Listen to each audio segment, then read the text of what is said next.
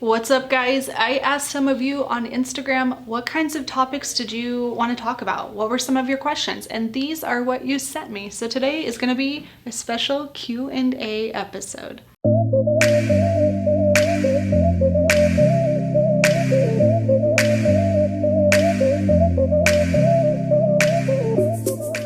Okay, so I didn't ask you guys if you're comfortable with me sharing your name, so I'm going to keep this anonymous this time. But the first question is, how do you raise financially responsible children?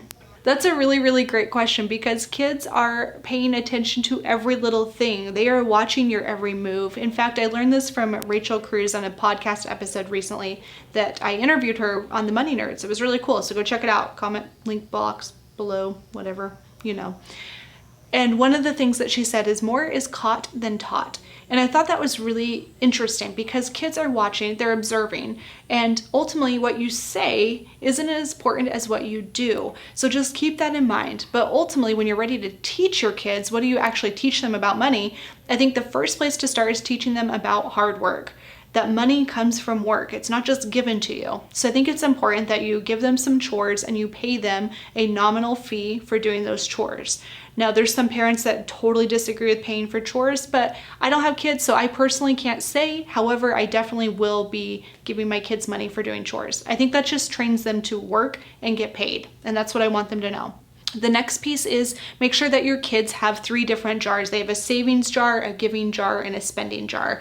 And if you teach them to put money into each of these different jars and that they're constantly working towards other things, I think that's a really healthy way to go. We want to train kids to be givers. We want them to also be spenders.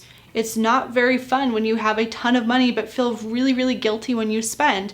And on the flip side as well, you should also be a saver. So teaching kids that love to spend money to also save, it's finding this healthy balance. And I think you can do that through the 3 different jars and letting your kids know that they're in control of their money. I think that's really important. Additionally, bring them in on some of the budget conversations. So when you set a basic budget, let them know how much things cost. Some people are really weird.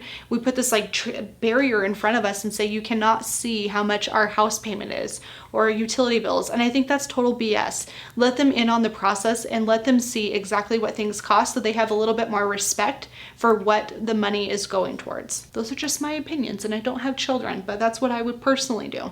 The next question is, what are some of the top side hustles? How are people actually making money? So the answer is it really just depends on the person. I have friends that flip items such as prosthetic legs. This is a true story. It's Flea Market Flipper. Go check out his stuff. It was incredible. And then there's also people that flip cell phones. So Tony and I used to both flip cell phones on occasion as well. I also have some people that like to do Uber Eats or just standard Uber or Lyft. And I think there's no right or wrong answer. The best side hustle is the one that works for your schedule and for your life. So for me personally, Uber Eats is a killer option. In fact, I'm getting ready to do a 30-day challenge using Uber Eats and sharing with you guys how much money I've actually made. So be prepared for a lot of vlogging and maybe some road rage, likely some road rage, let's be real. The best side hustle is the one that you can actually make money at. Another side hustle that I personally am testing is Etsy, and I'm making about $50 a month off of my Etsy shop. So I'm not retiring, but it's kind of fun. It's just a little extra income. I think Uber Eats is probably the easiest one to get started on. Good question. Okay. The next question is a little bit dark, but very important. End of life planning. What do we actually do? This one is really good because I actually have a friend that's going through this right now. She just lost her husband and she's trying to navigate all of the financial decisions on her own. And that's historically not a conversation she's been part of. So I think planning for the end of your life is equally as important because if you care about your loved ones, hopefully you do. I mean, I would imagine you're not an asshole. Then you want to start thinking about what are they going to do when I'm gone?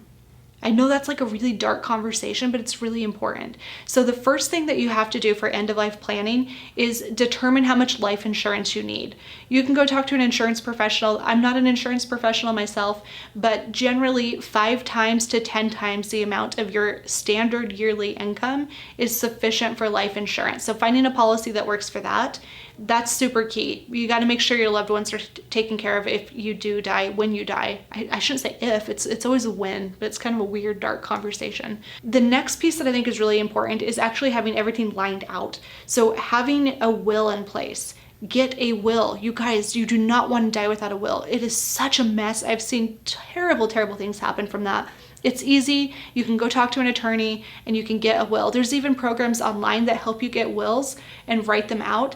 Something is better than nothing, so make sure you have some type of a will in place. So life insurance first, and then a will, and then document all of your info. So how do people log into your accounts?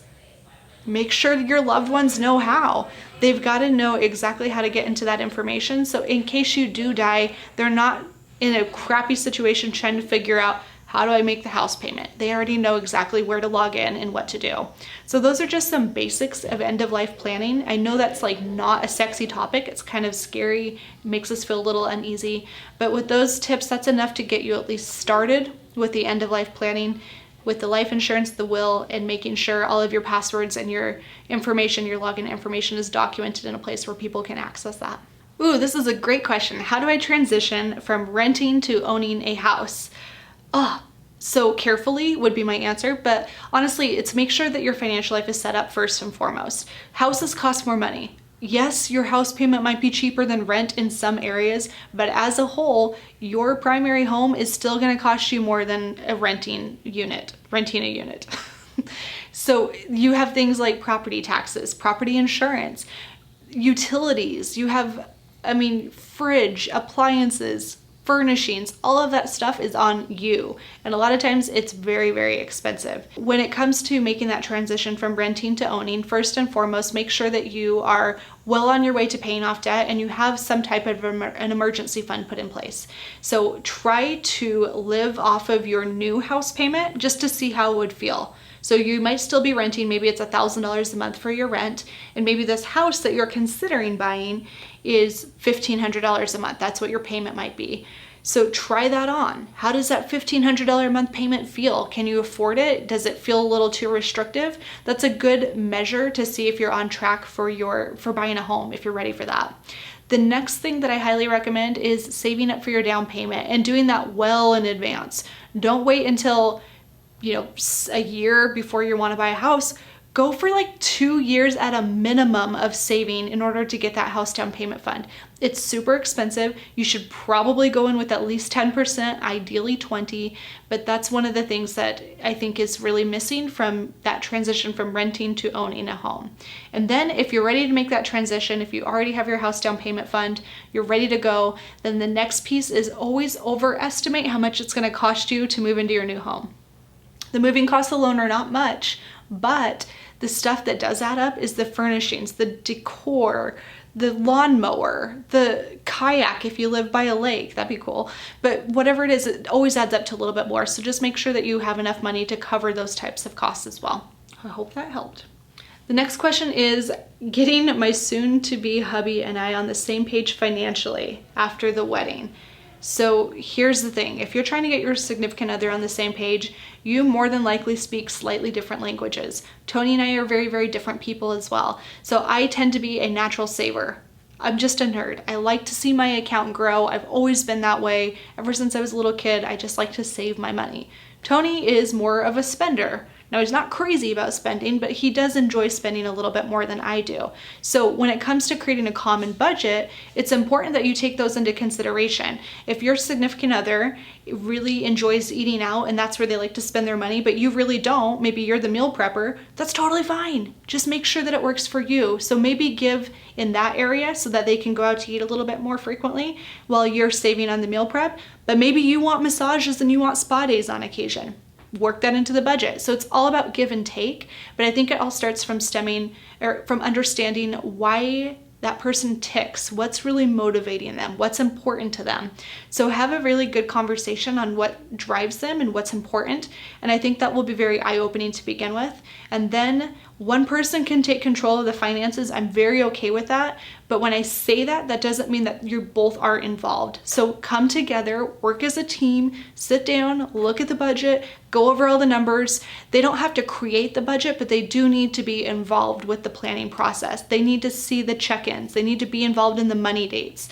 All of those things are really important for getting your partner on the same financial page. I hope that helps. Those are my tips for getting your partner on the same page financially.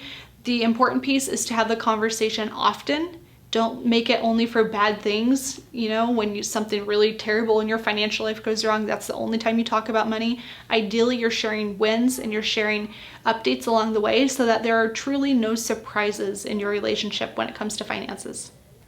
Okay, the last question for this segment is, how do I correctly pay off debts already in collections? Ooh, what a good question. So this is something that I see quite a bit. You might have had some mistakes. Maybe it was medical expenses. Maybe you just truly weren't paying attention. You were young, you were dumb, you weren't really being that responsible. You get it, you're ready to move forward and clean up the mess. So if that's your situation, first and foremost, cover the debts that you currently have. Always keep things current as much as possible. If your debts that are current are either paid off or in very good terms and you're completely fine, so maybe you're trying to boost up your credit score because the debts that were sent to collections just tanked your score and now you want to buy a house, I understand that completely. So the thing to do if you're ready to tackle those debts that are in collections is to approach the financial institution, the lending company that you owe the money to. So let's say it's a bank and you defaulted on XYZ kind of loan. Maybe it was a credit card, whatever it is. Get in touch with that company directly and ask them if they are willing to settle the debt. Basically what that means is they're going to agree to an amount that both you and the party agree to, the other party. And once you say, yes, we will do $10,000 for this $50,000 debt, then it's up to you to make a payment plan and start to pay that off. First and foremost, get very clear writing. Get it in, like literally handwritten out. No, it doesn't have to be typed out, you know, but get it written out so you have all of the terms in place and you know exactly what you're signing up for. The next piece, do not give any creditors access to your bank account information. Don't do it. Trust me. They can take all of your money legally because you gave them access and you have a debt that they're obligated to collect on. So do not give out your credit card information. Don't give out your debit card information. I want you to send a check. Yes, an old school check directly to the creditor in order to pay off the debts that are already in collections. What most people don't realize is if it's a debt that's been in collections for years upon years, it's been bought and sold so many times that the person that initially owned that debt probably doesn't own it anymore. It's been sold a few times. And by the time it gets to the last person, it's not always the most ethical people. It just isn't. So that's why it's so important that you do not give them access to your checking account information. I think I made that part very clear, but don't. So that's how I would approach it. And I just go one debt at a time and do the best that you can, but make sure that all of your current debts are being paid for and you're not sabotaging your current debts in order to get rid of some of the debt on collections. The other thing when it comes to debt that's been sent to collections, there is a 7-year charge-off period. So if your debt has been on your credit for about 7 years, it will eventually get written off, but it's usually 7 years plus a 180-day period before that is officially taken off of your credit reports. So eventually it does go away, but I don't recommend doing that. And that is what they call debt charge-off. Thank you so much for sending in your questions. I appreciate you taking the time to ask them. They were all amazing questions, and we're definitely going to be doing this segment again. So if you have a specific question that you would like me to answer, comment below and let me know what your question is, or send me a DM on Instagram. Slide into my DMs. Let me know what's your question, what are you struggling with. I would love to help you out wherever you are. Thank you so much for watching, and I will see you guys for another video, normal video, soon. Bye.